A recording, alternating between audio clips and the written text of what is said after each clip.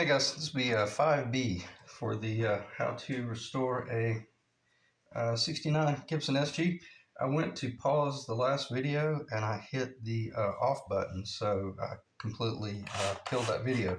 So let's just dive back in, and I went ahead and took advantage of it. And I just went ahead and machined these little pieces down, and I've got the epoxy up here ready to mix, so this probably will be a fairly short video. And obviously what we're going to be doing, if you just tripped up on this video, you're going to have to go to video 5A or either video 4 to see what it is that I'm even doing here, because I'm not going to recap that. But I'm getting ready to put this in and get it clamped into place. And then these little adders are going to be going in here on either side, and that will square up the mortise. There's one on the other side. That will square up that side. And these are basically just going to sit in place, and they won't even really need to be clamped, but I will probably tape them in place just to assure that all is well. And then I went ahead and left these long, and they're definitely tall, so that once the neck goes in, the lower, then I'll be doing all my shaping and leveling and truing up and whatnot. But before the neck lower does go in, I will, it's going to be hard to show this, but these will be long. Before the neck goes in, I will be cutting these off to machine on the plane with the cut right there. So let's mix up some epoxy. And I've got some brown mahogany trans tint. I'm going to put just a very small amount of tint in here, and that way any glue line that might show up will already be dark epoxy. So, and I spent an enormous amount of time just shaping these down to a really perfect fitment, as far as not having to, they won't require any sanding at all, because if you do that, you'll end up running the risk of scratching the old finish. And you know, the cool thing is I'm really going overkill with this guitar project, primarily just to show you that, you know, sometimes you're going to get in a situation where you're working on a guitar to where you can't touch anything up, and you've got to do, you know, really precise work. And I'm not saying this project, it wouldn't matter if I scratched it. It does matter. But if I did scratch it, I would be able to touch it up, because I'm tinting the neck lower, of course. But nonetheless, you always want to be trying to do the best work you can, so that if you get in a situation where you know, you get in major trouble if you do scratch something that couldn't be touched up, then you will have already practiced a little bit.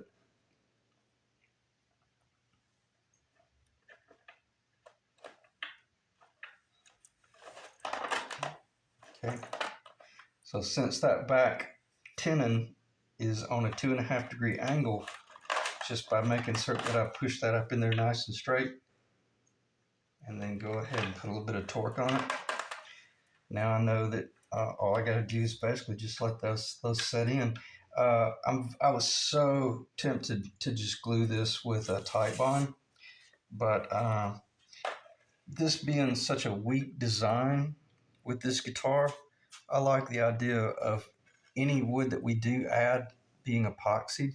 See, once that gets pressed down, I may clamp these a little bit just to assure that, yeah, I'll clamp them just to assure that there's a really good join there.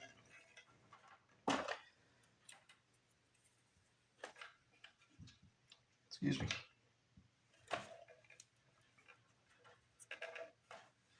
That's in the camera.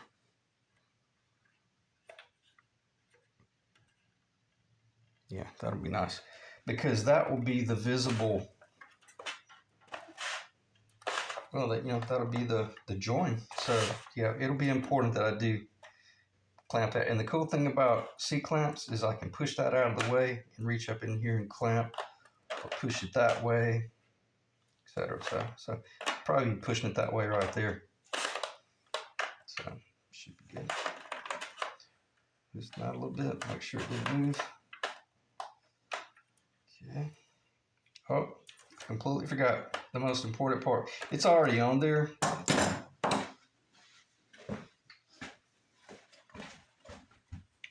this will keep you from having to get your router out.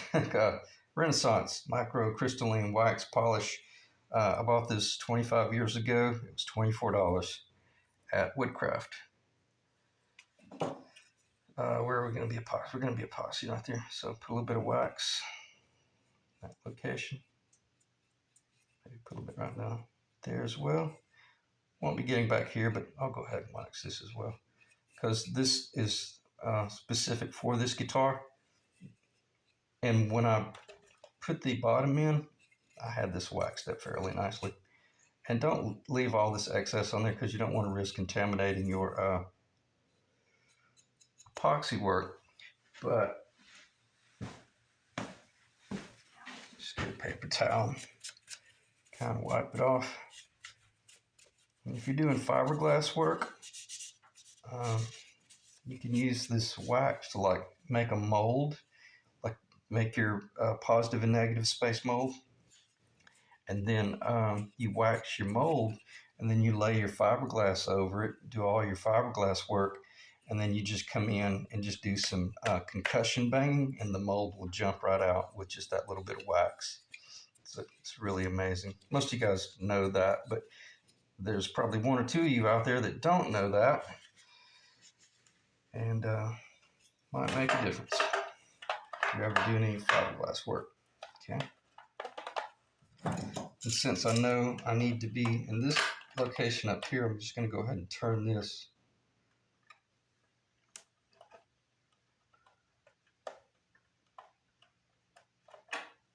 Let's see if I'm straight up and down. Yeah.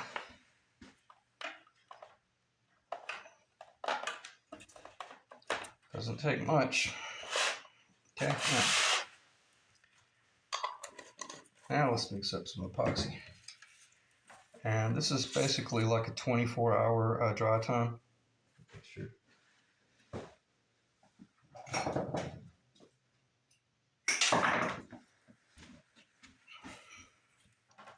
But it will start setting within about an hour, maybe hour and 10 minutes or so. You could still get it out within about 3 to 4 hours, maybe 5 hours. But I think after about 6 or 7 hours, it's going to be fairly difficult to remove.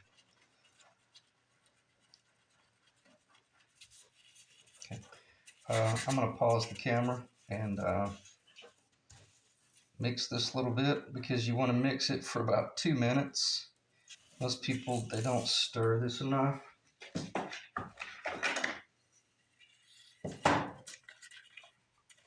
And you'll think, okay, well, it's the color, so it's probably ready to work with, right? No, with the epoxy, you need to let it kick. You need to let it kick on a molecular level. See, right now, it still hasn't kicked yet. I'm not saying that it wouldn't dry. That probably would be fine. But if you just keep mixing and keep mixing and keep mixing, this really assures you that you're getting an exceptional molecular bond. It's actually the hardener and the resin are bonding on a molecular level. And this is all, pretty important when you're doing like, some sort of structural repair.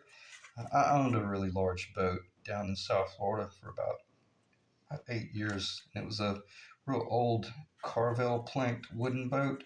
The whole boat was wood, and I got really good with epoxy and learning the importance of mixing that epoxy on a molecular level, because that's your last line of defense when you're out there on the ocean. You can't find the shoreline. So anyway, you want to mix it and mix and mix and mix, and then that guarantees that your two chemicals have kicked. They have kicked on a molecular level. Now, at this point, if you wanted to take that epoxy and add some filler to it, like baking soda or crushed walnuts or things like that, and you can buy all these things like in real fine material to make it easier to sand or shape or work with. But what I'm about to do is put just not a drop, but I'm going to put a little bit of the Transtent brown mahogany over to the side, and I'm going to touch it with the stick just to get some color, and then we'll see if we can pre-tint our epoxy a little bit. And if you had have just rushed this whole mix and tinting ratio, it might have never kicked on a molecular level. And if you want to see just how incredible tinting epoxy can be, go to my very first video series where I restored a, uh, a Les Paul cut, the 1980 Les Paul Custom, and that's basically the title. How to restore a 1980 Les Paul Custom. That guitar was like had been to hell and back. The whole top was rotted off of it. The bottom bout was broken off, and I didn't want to remove the entire original top because it was original. So I just machined up into the top, and I machined the new maple to fit up in the top from the backside, and I used this exact epoxy. This is called System 3 T88. This is unbelievable stuff. Just do some research. But I used the T88 System 3 and the 24-hour and tinted it with black. And then because the top of the guitar being a Les Paul Custom being black, when I epoxied the parts together, wherever there might have been a little bit of a void, which there wasn't. Well, there was a few small voids where if you just put two boards together, side back to back, there's going to be a bit of a void there. But with the epoxy, once it all cured for about a day or two, I let it cure for about 3 days probably, then started doing all the shaping and sanding, the epoxy never would shrink. So the original black maple top, nitrocellulose lacquer, with the black tinted epoxy joined to the new maple, once I did all the paint work, I couldn't believe it. I was expecting you to be able to see the glue lines, but the glue lines vanished, and it was amazing. I don't know about today, but I still communicate with Rick from time to time, and I haven't heard him say anything like, "Oh yeah, man, that thing shrank," and it's like a horrific sideline. But I know that the maple being really stable and the new maple being stable, the old maple being stable, glued together with the epoxy, it guaranteed that you didn't have any like rubber gaskets. Because if you had used a tight bond, if there was any voids in there, it would have dried in a very rubbery fashion. So with this stuff right here, the epoxy, you're able to come in here and do a little bit of tint work and not worry about it ever shrinking on you. Now you wouldn't just put that directly into the epoxy because it's such a small amount. It might screw it up. But we'll put a little bit over here. Let's look at the color on the rag. That's brown mahogany. Let's see what it looks like on a piece of mahogany. Cool thing about the epoxy, we got all the time in the world. Look at that. That might be our color.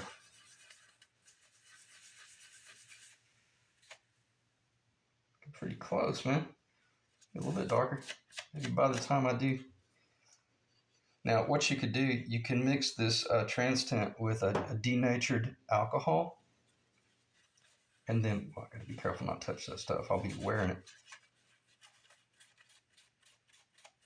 But what you would do, you would mix it with a little bit of denatured alcohol. Let me get behind the camera. That's really beautiful. So that's a really good start. Brown mahogany. Now that's concentrated, fully concentrated. But if you put about 10 or 15 drops of that in some denatured alcohol, you can do all your initial stain work. And don't panic if it's not dark enough, but you can do your initial stain work, and with the denatured alcohol, it won't raise the grain in the mahogany. You can put this in water, and you can do stain work with water, and then still, after it dries, spray nitrocellulose lacquer over it, or polyurethane if you're building a discount guitar. Um, but if you use the denatured alcohol to cut the concentrate with, it won't raise the grain. But if you use the water to create the tint, the dye, then it will raise the grain. So always use the denatured alcohol, and you won't have to worry about your wood fuzzing up on you. So this epoxy has been kicking on a molecular level probably for 4 or 5 minutes. Let's back up here. Get this cap on here before this ends up out in the backyard somehow or another. Can't believe it didn't get on.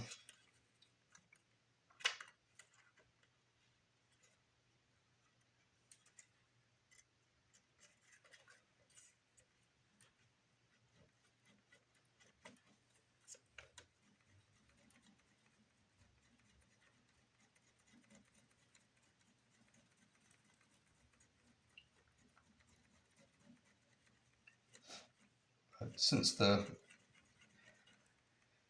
epoxy, kicked on a real good molecular level, it was then okay to add some sort of, I guess the word is substrate, some sort of substrate to it.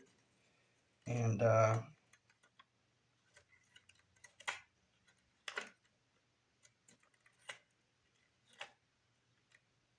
so it's too light. Now, if you wanted to, you could probably put a little bit of black in that, but I'm going to stay with the brown mahogany and see if I can just darken it up with the brown mahogany.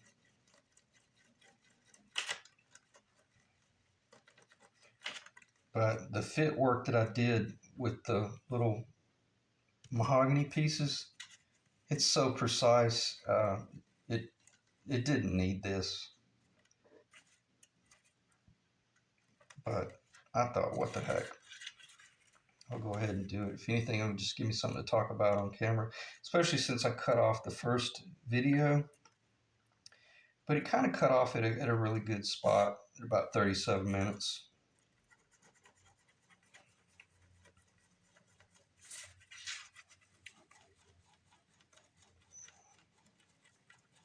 It's interesting. I expected it to be a little bit darker than that. But it's certainly not light. It's good.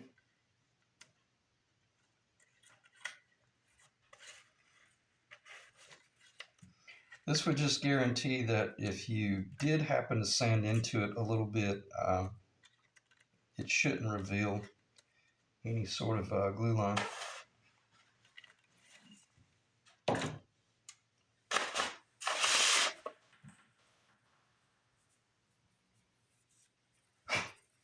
I put a B on there with an arrow so that I know that that's the base side.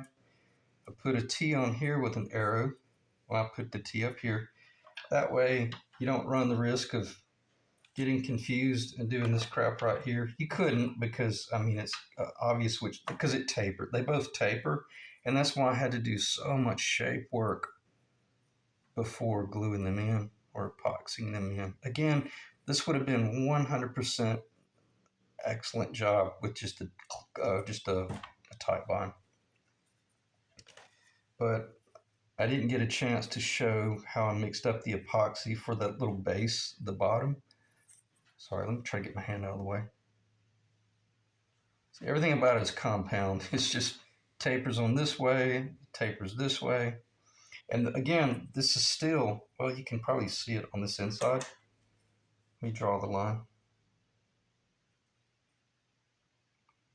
After it's all said and done, every bit of this up here should get cut off. But I'd rather have way too much than have just barely not enough. And I would say with this right here, check the B, make sure I'm holding the B. That's really interesting. I just looked down at that and it looked like it got darker. That almost, let me let this sit here for a second, because it may be that it's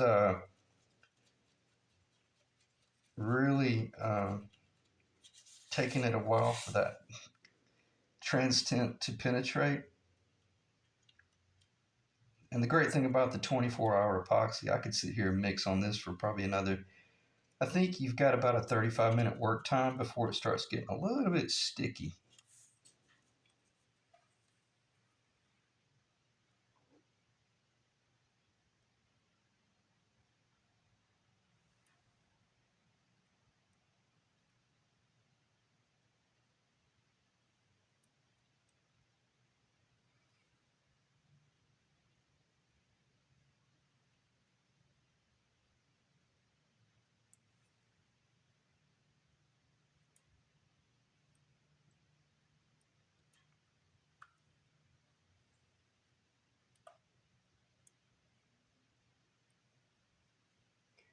Doesn't take much, that's for sure. Um, and there is the little back wall back there. So let's put a little bit right here as well. Would be this bottom corner. Let's see if I can get it off the bamboo skewer. This is like NASA approved craftsmanship. And there's a guy that used to chime in, Steve, if you're still watching the videos, I hope you're doing well, man. Steve was talking about how he used to, I think, renovate aircraft instruments. He worked for a aircraft instrument company, and they did something to do with epoxy on restoring aircraft instruments. And he was talking about the critical importance of, you know, understanding epoxy on a molecular level and not rushing it. So there you go. And then that little bit right there, what I'll do now that I've got the tape, um, I'll squeeze it out a little bit, but in a little while, I'll take a damp cloth or like paper towel with just a very small amount of mineral spirits on it. Lacquer thinner, and I'll just kind of kiss it clean. But the cool thing about this tape and everything, what typically how I would do this after this is clamped for about an hour, then I would come back and I would take and this is beginning to set. See, it's kicking right now, or it's already kicked. But once it starts setting, it's then shapeable, and you can take a chisel and just kind of ease off the mass, and then clean it just a little bit with your lacquer thinner, and then remove the tape. Don't leave the tape on there overnight because it might be brutal to get it off and you might risk some damage to the lacquer. So within about an hour to 2 hours, I'll be coming back and kind of carving off that sticky residue that's showing itself, and then removing the tape. And then I will then wash the area with mineral spirits. And the mineral spirits will not remove the finish on the body, but it'll be enough to kind of clean it up a little bit. And then again, if it's not perfect, then, well, I say that to hell with that statement. I know it'll be perfect because I've done this type stuff so many times. I know that I won't be interfering with the original finish at all, period. And this is already shaped and sanded on this plane here, as well as on the pitch, the taper of the neck. So it'll be one of those situations where all I'll be doing is just carving off the top and then cutting the end length, and it'll be as if it's part of the body.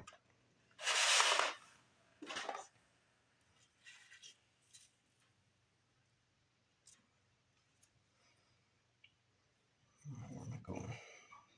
Like that right there. So if you're running low on your epoxy, don't waste epoxy up here because all that's going to get cut off.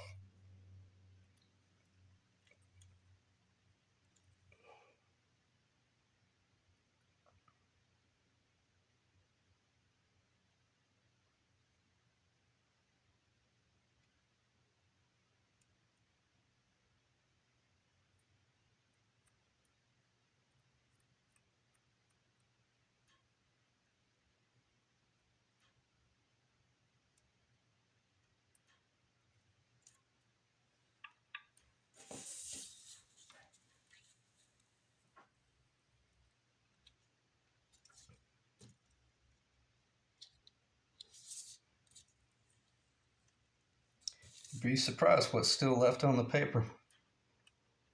So, got plenty of epoxy. And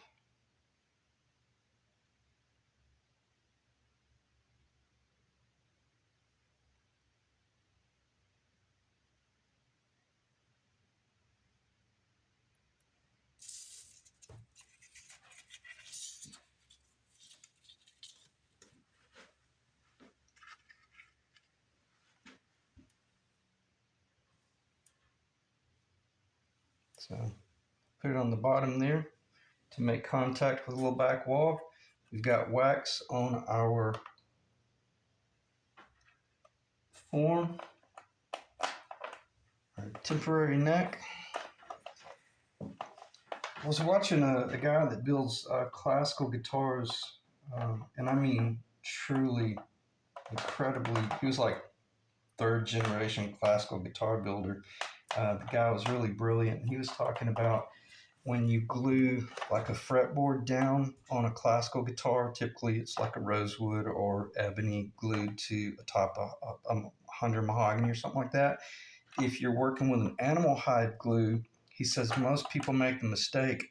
They put the fretboard down and they think you're supposed to slide it. He said with that animal hide glue, you're supposed to just go straight down exactly where you're supposed to be and clamp it. It grabs immediately. And the same thing for like if you're gluing a bridge down with that stuff. I'm only repeating what he said. And I got to think, I thought, that is absolutely brilliant, because the first thing I do, and all of us as woodworkers do, you know, we want to start, oh man, I think I just kissed the side of that. Hold on one second.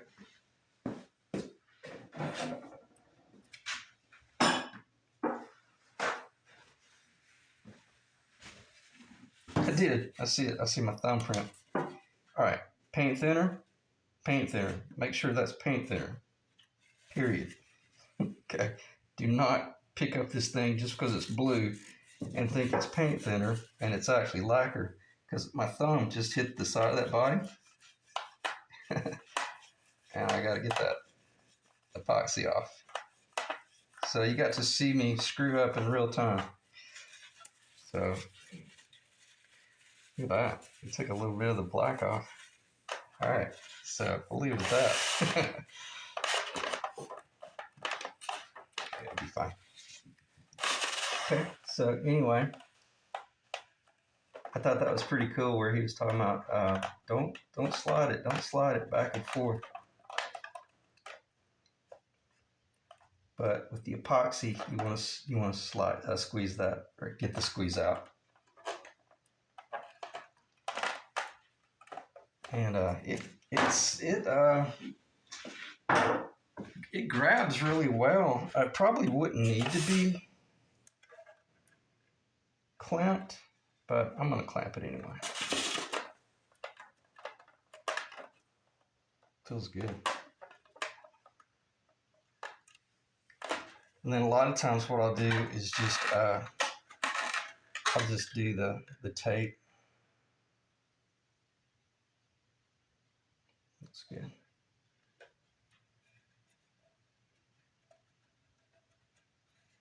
The interesting thing about this body, it has black around the perimeter. So